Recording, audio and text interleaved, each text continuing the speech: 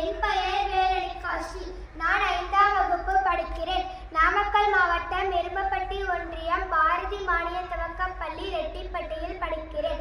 நான் இங்கு பசுமையும் பாரம்பரியமும் என்ற தலைப்பில் பேச வந்துள்ளேன். பசுமை இல்லாத பாரம்பரியம் வறட்சியான கதையாகிறது. பாரம்பரியம் இல்லாத பசுமை அடையாளம் இல்லாத மரமாகிறது. பசுமையும் பாரம்பரியமும் இணையும் போது மனிதன் இயற்கையோடு வாழ்கிறான். இல்லை எனில் அவன் இயற்கையை விற்பதற்கு சமம். தொழிற்சாலையின் பயன்கள் நம்முடையது என்றால் தொழிற்சாலையில் இருந்து வெளிவரும் கழிவுகள் யாரை சென்றடைகிறது? அதுவும் நம்மையே பாதிக்கிறது. எனவே தொழிற்சாலையின் கழிவை சரியான முறையில் வெளியேற்ற முயற்சி எடுக்க வேண்டும். நம் வருங்கால தலைமுறையினரை மனதில் வைத்து நிலக்கரி, பெட்ரோல் போன்ற வளங்களின் அதிக பயன்பாட்டை தவிர்க்க வேண்டும். நீரின்றி அமையாத உலகம். இது நீர் மாசுபாடு இல்லாமல் அமைவதே பசுமை. பறவைகளும் விலங்குகளுமே பசுமையின் பாதுகாவலர்கள். நமக்கான பசுமையை பாதுகாக்கும் பறவைகளையும் விலங்குகளையும் காப்பது நம் கடமை. அவசர உலகத்தில் மரத்தை வெட்டுகிறோம். ஆனால் நம் பாரம்பரியமோ மரம் வளர்த்தல் புனிதம் என்கிறது.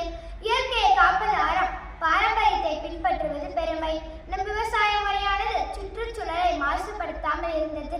நம் பாரம்பரிய சின்னமாக அமையும் கோவில்களும் இயற்கையின் பொருள்களை கொண்டே கட்டப்பட்டது. நம் பாரம்பரியம் தொல்காப்பியம் தொடங்கி இலக்கியம், கலை, பண்டிகை என வளர்ந்து கொண்டேதான் உள்ளது. மொழி, கலை, இசை, நடனம், விளையாட்டு, கூட்டு குடும்பம் எல்லாம் பாரம்பரியத்தின் பெருமையை பறைசாற்றுகிறது. தமிழர்கள் என்றாலே பிற நாட்டவருக்கு நினைவுக்கு வருவது தமிழர்களின் சிறப்பான விருந்தோம்பல் தான். யாரென்ன அறியாதவர்கள் கூட வீட்டின் திண்ணையில் அமர்ந்திருப்பதை பார்த்தாலே வீட்டினுள் அழைத்து விருந்தளிக்கும் பெருமை மிக்க பாரம்பரியம் நம்முடையதாகும். இயற்கையை மதித்து இயற்கையை வணங்கி நம் முன்னோர்கள் வாழ்ந்தனர். தொடக்க காலத்தில் நெருப்பை தம் கடவுளாக வணங்கினர். இவ்வாறு வணங்கப்பட்ட இயற்கையை காப்பது நம் கடமைதானே. பசுமைதான் பூமியின் நரம்பு, பாரம்பரியம் தான் வரம்பு. தாதிய மரம் தான் காற்றை வாழச் செய்கிறது. தாத்தாவின் சொற்பொழிவு வரலாற்றை எடுத்துச் சொல்கிறது. ஓரிலை விடும் மொழியில் கூட 20ஆம் நூற்றாண்டின் பாடல் பாடுகிறது.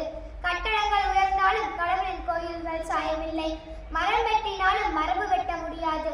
இன்று நாம் விதைக்கும் பசுமை விதைகள் நாளை பாரம்பரிய கண்ணீரை கிடைக்கும் நிழல்களாக அமையும்.